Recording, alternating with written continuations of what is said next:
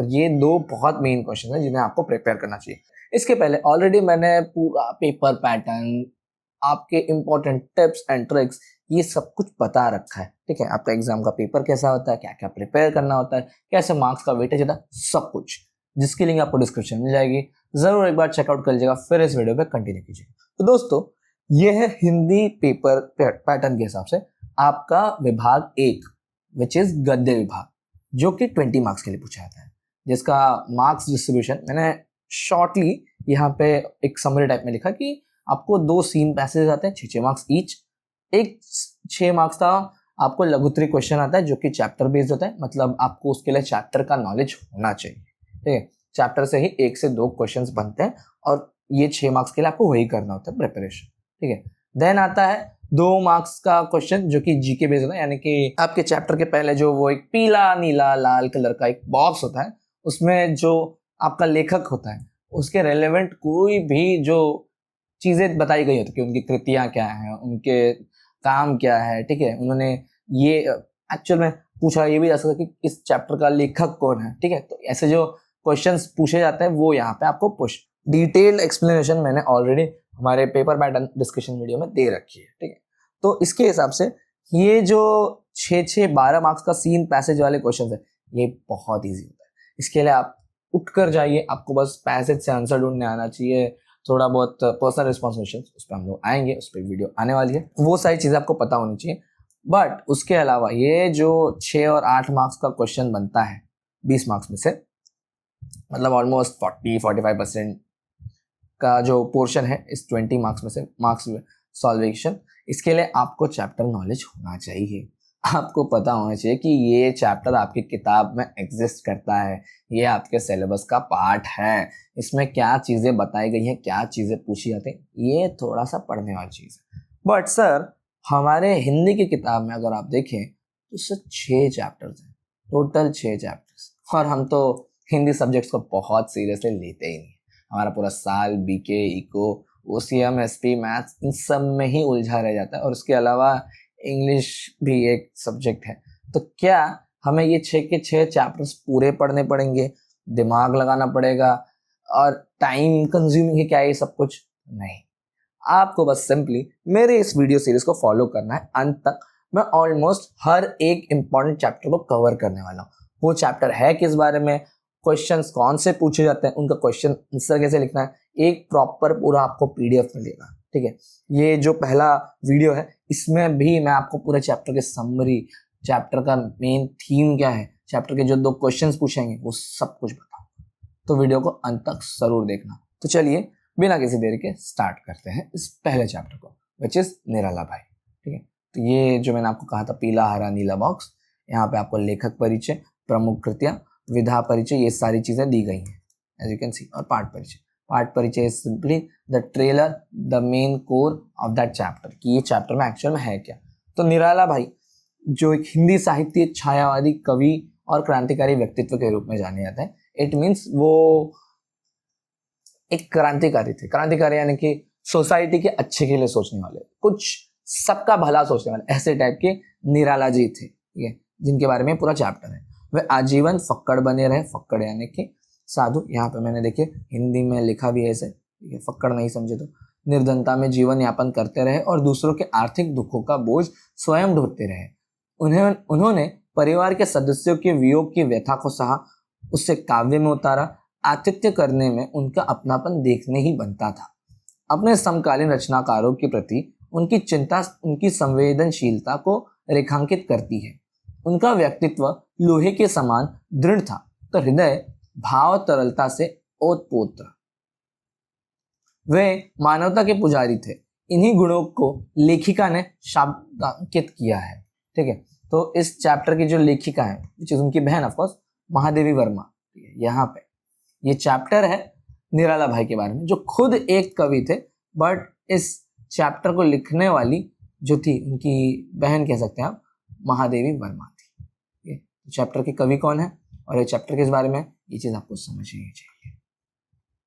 अब ये जो पाठ परिचय, ये पूरा एक सोल देता है कि इस चैप्टर में हम निराला भाई के बारे में जानने वाले हैं। वो क्या थे, वो क्या करते थे, वो कैसे थे, ठीक है, वो निर्धन थे, ठीक, निर्धन यानी कि गरीब टाइप के थे, हिंदी वर्ड्स में सिंपली बताऊंगा।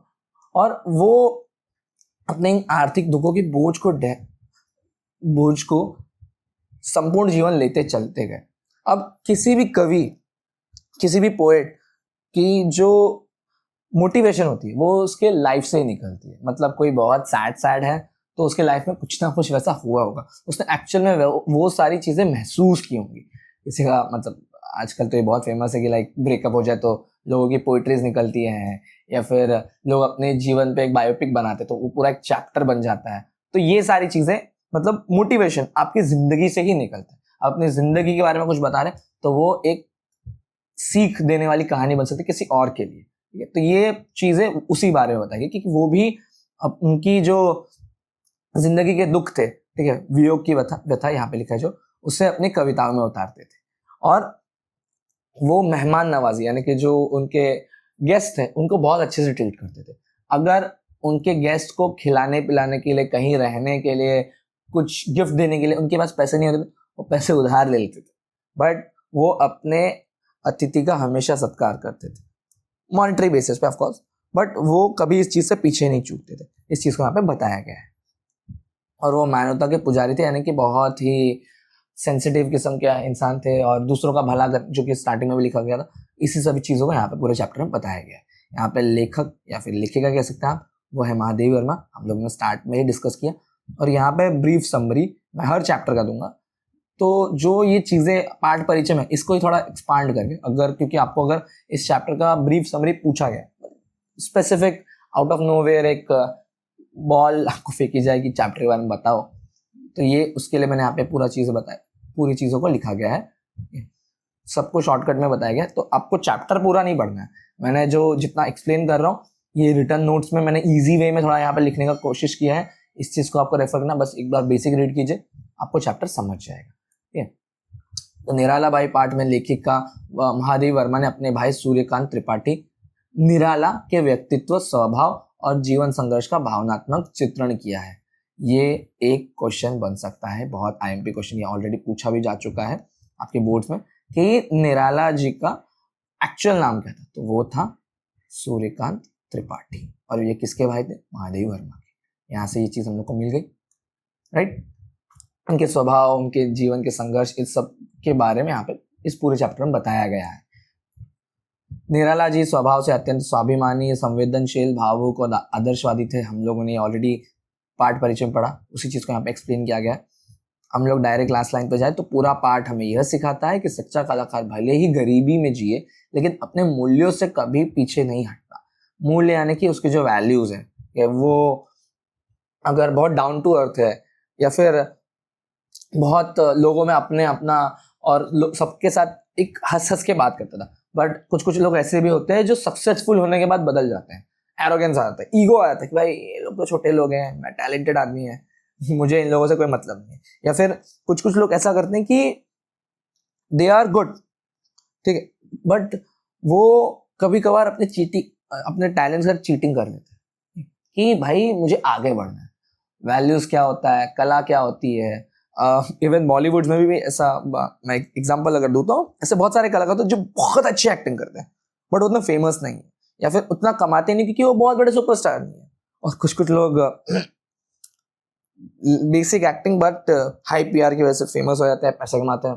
ये थोड़ी सी वो बॉलीवुड वाली कहानी टाइप का मैं आपको बता रहा हूँ, but this is the thing कि वो जो कलाकार होते हैं वो अच्छी मूवीज ज्यादा प्रेफर करते हैं। जैसे like Irrfan Khan ji, best example, Nawazuddin Siddiqui या फिर Pankaj Tripathi, they are very great talent, but वो उतने फेमस या बहुत ज्यादा पैसा तो नहीं कमाते होंगे ना, बट वो अभी भी स्टिक है कि भाई मुझे थिएटर करना है, मुझे कंटेंट ओरिएंटेड ऐसी मूवी जो देख के लोग बोर हो जाते हैं बट मूवी होती है। वो एक एग्जांपल यहाँ पे एक्सप्लेन करने लायक है, ठीक है। यहाँ पे फिर मैंने और आपके लिए और आसान से बता दिया हेड पॉइंटर्स की बेसिस पे कि इस पूरे चैप्टर में क्या है।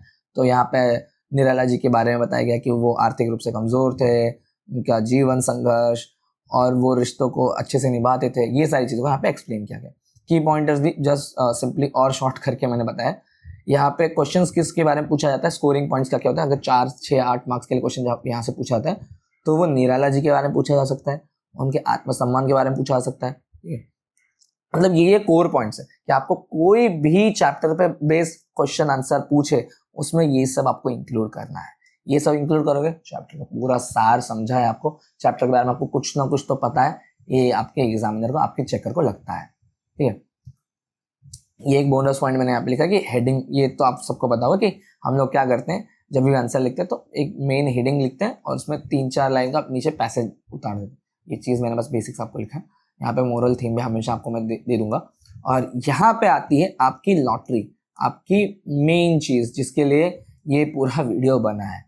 ये ऊपर मैंने पूरा चैप्टर के सार को समझाया, चैप्टर है किस बारे में उस चीज़ को समझाया जो आपको पता होना चाहिए, ताकि आप अपने हिसाब से भी आंसर को बढ़ा चढ़ाकर अच्छे से लिख सको। अब यहाँ जो आपके किताब के हिसाब से 2 क्वेश्चन आपको पूछे गए और ये क्वेश्चन एग्जाम में भी आते हैं कि पहला क्वेश्चन लघुत्री का 6 मार्क्स का जो मैंने नीचे डिस्कशन किया था, ये निराला जी का चारित्रिक विशेषता क्या है, मतलब वो उनका चरित्र, उनका नेचर कैसा था, तो उन सब चीज को लिखना है। प्रभावशाली थे, सशक्त थे यानी कि सेल्फ डिपेंडेंट थे और मानवता को बहुत आगे रखते थे। उनके जीवन में बहुत संघर्ष था बट फिर भी वो हार नहीं मानते थे, वो अपने वैल्यूज के साथ जुड़े हुए थे। इन सभी चीजों का बताया गया है। देन सिंप्लीफाई करने के लिए मैंने उन सभी चीजों को यहाँ पे पॉइंटर्स में लिखा था कि आप एक एक पॉइंटर को एक्सप्लेन करो कि स्वाभिमानी स्वभाव मतलब सेल्फ डिपेंडेंट, किसी पे डिपेंड नहीं करता, किसी के सामने हाथ नहीं फैलाया, कभी किसी के साथ भीख नहीं मांगी, ठीक है, अपने काम के साथ जुड़े रहे, संवेदनशील और करुणामय हृदय मतलब कि सेंसिटिव, संवेदन इज अ गुड वर्ड, या आप यूज कर सकते हैं कि वो बहुत संवेदनशील थे। यद्यपि उनका व्यवहार बाहर से कठोर और रूखा प्रतीत होता लेकिन भीतर से वे अत्यंत कोमल, भावुक और करुणाशील थे। वे दूसरों के दुख को गहराई से अनुभव करते थे, मतलब वो सीरियस होते थे, वो बहुत कठोर होने का दिखाते थे कि भाई life is very tough, be serious ऐसे, बट अंदर से वो बहुत दूसरों के दुखों को समझते थे, उन्हें सॉल्व करने की कोशिश करते थे। इन सभी चीज़ों को यहाँ पे बताया गया। सच्चे थे और स्पष्ट थे, मतलब बहुत ही ट्रांसपेरेंट, बेसिक स्ट्रेट फॉरवर्ड इंसान थे। संघर्ष और आदर्शवादी जीवन यानी कि ऑफकोर्स कभी अपना उन्होंने हार्डवर्क से पीछे नहीं हटे, इस चीज़ को यहाँ पे बताया गया। तो ये आपका पहला क्वेश्चन बन जाएगा चारित्रिक विशेषता के बारे में, जो कि 6 मार्क्स के लिए आपको पूछा जा सकता है। सेकंड क्वेश्चन है निराला जी का आतिथ्य भाव, यानी कि वो जो अपने गेस्ट को ट्रीट करते थे वो कैसे ट्रीट करते थे, तो इस चीज़ पे एक पूरा क्वेश्चन बना था। और ये 2 बहुत मेन क्वेश्चन है जिन्हें आपको प्रिपेयर करना चाहिए। ये PDF आपको हमारे चैनल पे मिल जाएगी, डिस्क्रिप्शन चेक कर लीजिएगा, या फिर हमारे ऐप पे भी आपको मिल जाएगा। सो होप सो कि आपको ये पहला चैप्टर समझा होगा, ये 2 क्वेश्चन समझे होंगे। अगर हाँ तो इस वीडियो को लाइक करें, कमेंट करें और शेयर जरूर करें।